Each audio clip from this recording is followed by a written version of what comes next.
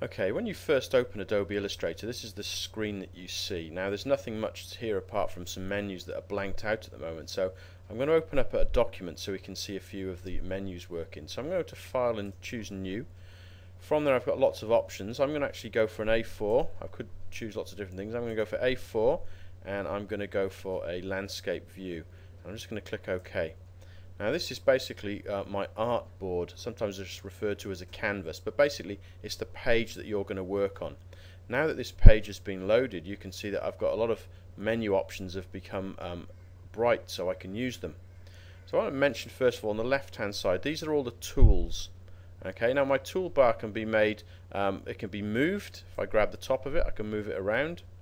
If I want to I can elongate it and I can make it much thinner, depending on the size of my screen. So I've only got one set of tools instead of two. At the moment I'm happy to have it that way, but I could make it a skinnier version. Now you'll notice something worth paying attention to here is any tool that's got a little triangle in the corner. You see the little triangle here when I'm holding over my rectangle tool. That means that there's more tools within the subsets. If I hold my mouse button down, it opens up a whole range of new tools. So these ones are all my drawing tools. In fact, I can even come over here and I can click on that little thing to separate them. If I click the X, they close up again. I'll just do that one more time. I'll hold down my mouse button. I can just choose one this way, or if I go to the very end and touch on here, it actually separates this little tool panel, so I can work independently now of the main menu. I'm going to close that one up again. So these are all my tools.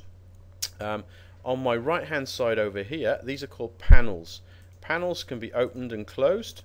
They can even be, if I double click them, they collapse them. Clicking them again will open them up. I can move a panel. I can get rid of a panel if I don't want it. I can click and close it. So say my brushes panel, I'm going to get rid of my brushes panel. But if I realise later I actually want to use my brushes panel, all I've got to do is come up to my window, click on window, find the one called brushes and put a tick on it. So any one that's ticked is open, and you can see when I move it around, when it turns blue, it's asking me where I want to lock these panels in place. So what you can do is you can put them all onto one level, the ones that you're using, and then you can open and close the ones that you choose to. So I'm going to move all of these, this whole panel up to the top there. Move this one up. So that apart from my appearance panels here, which are still at the bottom, I can move them as well. I've got lots and lots of panels in there. Now you can see that it's a bit difficult to see which ones I want to use. If I wanted to make this wider, I can open them up to see them more. And again, if there's ones that I don't want, maybe I don't want to use graphic styles, I'll just drag it out the way and click on the X to close it up. And if I want to get a bit more of my screen space back, I can collapse all the panels up again into the smart icon view.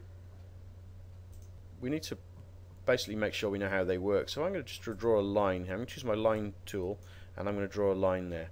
Now at the moment this line, or it's actually a path, it hasn't got any colour to it. Okay, now I've got options down here and I've got options up here, and if I hover over them it tells me what they are. So I can see this is a fill colour, this is a stroke colour. So for a single line I only really want to use a stroke colour. So I've got a stroke colour of black.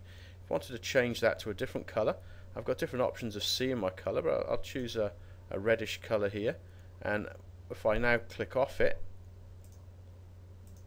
you can see that that line's red. If I choose the line again using my selection tool, I can decide how thick I want it to be, so how many points the stroke is. So if I make it something like 12 point, let's just click on it first, you can see that my line becomes much thicker. In fact, you can even see, especially if I zoom in on it and show you the zoom function, let's go to 200%. Okay, and if I hold down my spacebar I can move my screen around. This blue line through the middle is the actual pathway, but the red colour is the stroke, and the thickness of the stroke is determined up here and the colour is determined up here. Now if I get rid of this altogether, I'll just click on it and press delete on my keyboard. I'm going to draw a rectangle instead. I'll use the rectangle tool, draw a rectangle.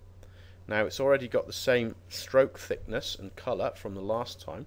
I can change that if I want to, so I'll change it to maybe a blue stroke, and I make my stroke a bit thinner, make it maybe 4, and this time I want to fill some colour in the middle of it. I'm going to choose this one, and I'm going to go and put maybe red in the middle. Now what's interesting to note is you can see down the bottom here now I've also got my stroke and fill here and here. It does the same job. So if I decided that I actually didn't want it to be red, I can come over here, double click, and on the menu that opens up I can choose a different colour. Maybe I want it to be a green fill. Okay, so at the moment I haven't saved my work. You can see on my tab here it says Untitled 2. So what I need to do is I need to actually save what I'm doing, and I always want to save as an Illustrator file in the first place. I'm just going to call this one example and then hit save, and you'll see that in the save dialog box that opens it asks me a few questions. I don't really need to have it compatible with PDFs at the moment, but it doesn't matter if I leave that on, that's fine, and just click OK. And you'll see now that it's changed the name on the tab to example.ai, so I know I can bring that back. The same as with Photoshop. When I want to save later on, I can save into different formats, but when you want to edit something, when you're keeping to work on it, you want to make sure you save it in this AI, this Adobe Illustrator format. Okay, the only other thing you might want to know just at this basic stage is how to put text on. So same thing, choose your text tool, you can click over, you can type in wherever you want to. You can move this around on the screen by selecting it with a selection tool and dragging it around, putting it in different places. And if you want to edit it, again you can edit the example by changing the colours and things like that. Maybe I'll make that into a red text instead. I may want to make it bigger or smaller. I can expand it that way. At any point I can go back and use the text tool again, just highlight the text I've already written.